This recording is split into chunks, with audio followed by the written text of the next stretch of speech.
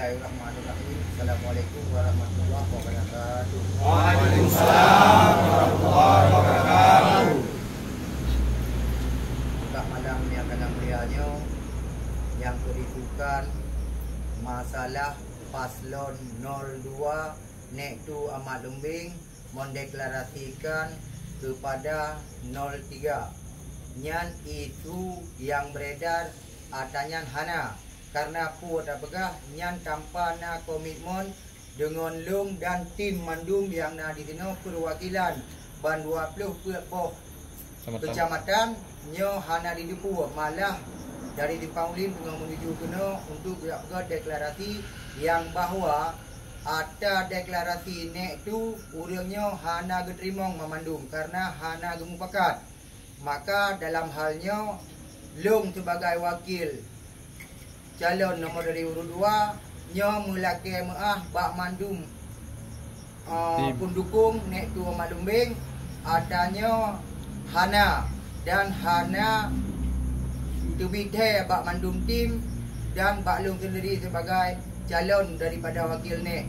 Maka ni bak malamnya lung sebagai wakil nek mulake maah bak mandum simpatisan yang kamu dukung nek tu Ahmad Lumbing nyo adanya hanasa kamu tetap 02 mempudam bak prinsip draw bak nomor 2 hana mendukung paslon lain kamu tetap mendukung paslon draw nomor urut 2 itu tiga tu yang beredar foto video yang bahawa 02 mendukung 03 nyo tanpa na arahan atau kesepakatan dengan tim dan lung sendiri.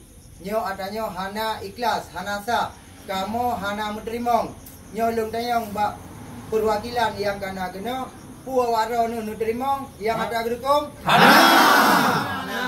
Jadi nyo kamu hana menerimong. Ada yang kagum pegah dari tim nek tu jubir nek tu yang dimengaku droi. Nyo kamu hana menerimong. Maka dalam halnya kepada pendukung baiknya dengar itu yang kau dimainkan sihatnya buat media. Kamu jika tu mempegang tim dan relawan dan pendukung dari Nek Tu Ahmad Lumbing adanya video yang kau beredar kamu hana mendukung dan kamu hana mujuk dukungan ke 03. Maka dalam halnya kamu tetap macam mempunyai barisan bak 02.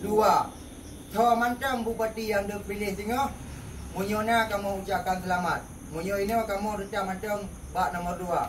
Terima kasih. Enak macam. Assalamualaikum warahmatullahi wabarakatuh. Waalaikumsalam.